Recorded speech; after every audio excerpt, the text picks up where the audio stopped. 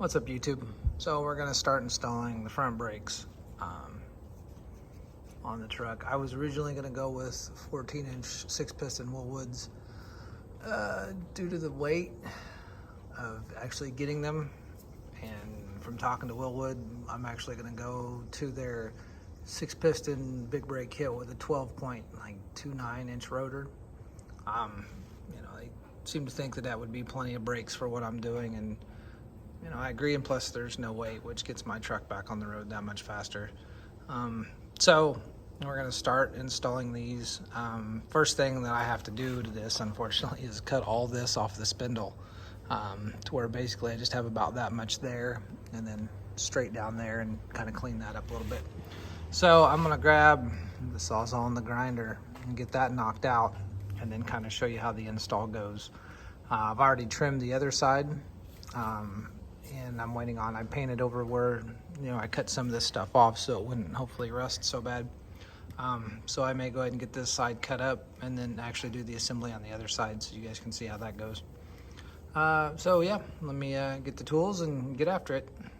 All right, sorry the fan's back on, but after all of this, you get this, which isn't, no, there's nothing like cutting up brand new parts. But this is what's needed to clearance the bracket for the Wilwood brake system.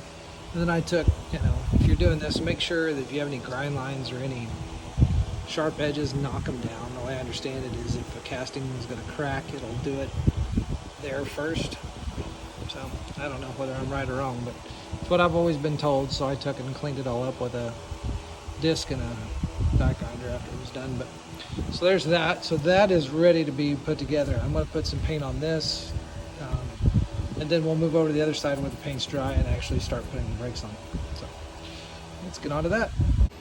All right, so first step is to mount the caliper mounting bracket. On some spindles, you actually have to drill this hole out and tap at 3/8/24. These QA1 spindles were already the correct 3/8/24 size, so that's taking a little bit of time. So you basically, manual says run these in snug and then remove one bolt at a time. A little red thread locker on them. You want red thread locker on everything, I think, but the bolts that actually bolt the caliper on, and those are held these cinch nuts. So we'll do that real quick. And before you actually lock all this down, I've already mocked this up once to test fit it to make sure that the caliper cleared up here and down here. So, yeah, because that's the thing. Like, you don't want to put it all the way together and then have to take it back apart and grind it, especially if you put red Loctite on it. That's kind of, once that's done, that's done. So, yeah, we'll go ahead and get these out, Loctite these, torque these 40 foot-pounds, and then move on to assembling the hub. With the rotor, it's a 3-piece hub, spacer, and the actual rotor itself. So we'll put that together next. So these are the half 20 studs that go in the front hub. These have to be torqued to 77 foot-pounds. And so I was like, all right, how am I going to hold this? And torqued 77 foot-pounds. And I saw another video on YouTube. And, I mean, you know, the simplest solution is probably the best one. Put the hub into your wheel, set up your torque wrench, and torque them while they're in the wheel. So we'll go ahead and knock that out and then move on to the next steps of assembly. All right, so then the next step is to assemble the rotor to the adapter. And if you're ever wondering on a Wilwood rotor, like what side faces out, they put an arrow that's directional that shows this is, you know, the direction it should turn, and this arrow has to be facing to the outside. So this piece goes on like that, and this rotor actually sits on top of it. So we'll try to do all this one.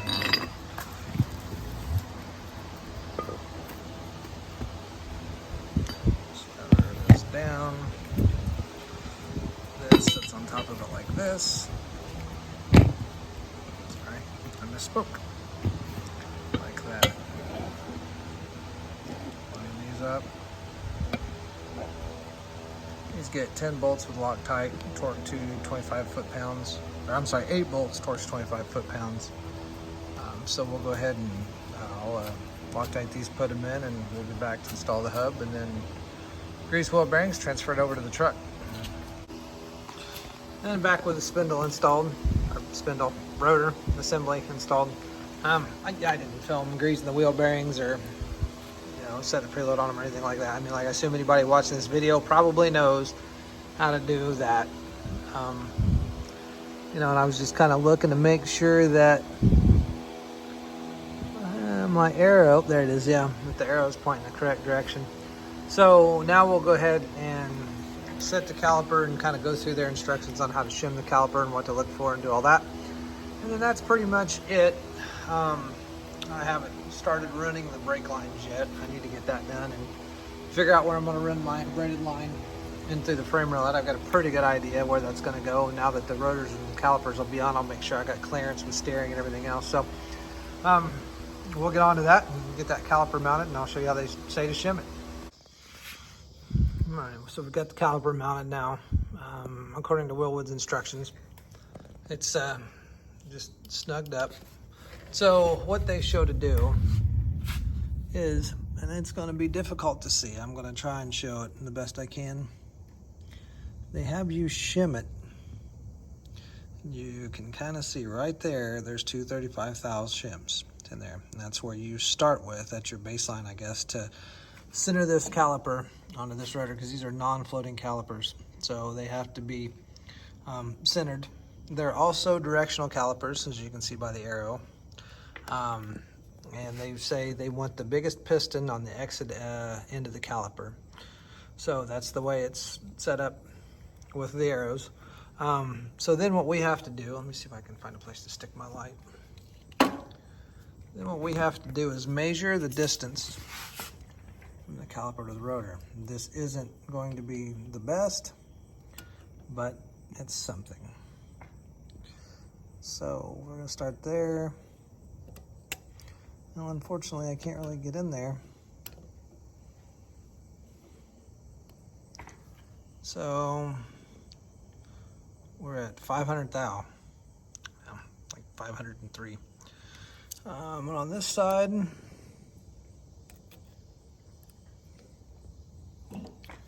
we are 560. The 562, 563. So my only option is 35 thou shims. That's all that comes in the kit.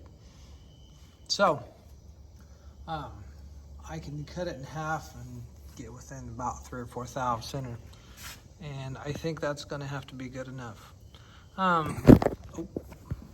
Before I drop the phone. So these are kind of tricky to get these shims in here too, because there's not a lot of room for alignment and everything like that. So we'll go ahead and do that, and then put those shims in and remeasure it. And I tried to film it earlier, and yeah, I just can't film this and put the shims in all one-handed. So let me do that, and we'll be right back. So we added one more shim to the shim pack, and I actually found some 35 and some 30 thou shims. So there is two different sizes. Unfortunately, it says your baseline is 35 thou, two 35 thou shims per side per bolt. So that's a total of 8. I actually got 4 in the 35 thou shims in the kit. So what I have is a 35 and two 30s on each one to center it. And we're pretty close. We are about 541 there. And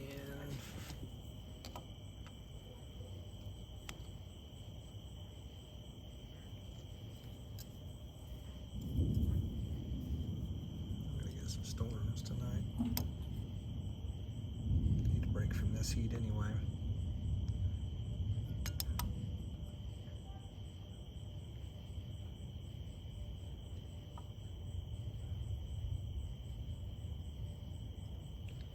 About 545 there. So I mean 5 thou is yeah, there's not much I can do to get that back. I mean, I suppose I could go down to a 30 and set a 5 thou the other way, basically is what that would do. So I think we're gonna call that good. These bolts get torqued. Now, one of the things that they tell you is this caliper mounts to what they call a cinch nut. And they want the end of the bolt flush or slightly protruding from the cinch nut. Well, I don't know if you can see down in there because I can't actually see where that is. It's obviously not protruding, but I can't tell if it's flush or not. And unfortunately, there's no way or no window to see down in there. So once this gets torqued up, I'll take another look and see what I can do. Maybe try to get a small pick or something in there and see if I can fill the head of the or the end of the bolt in relationship to the cinch nut. But other than that, there we go.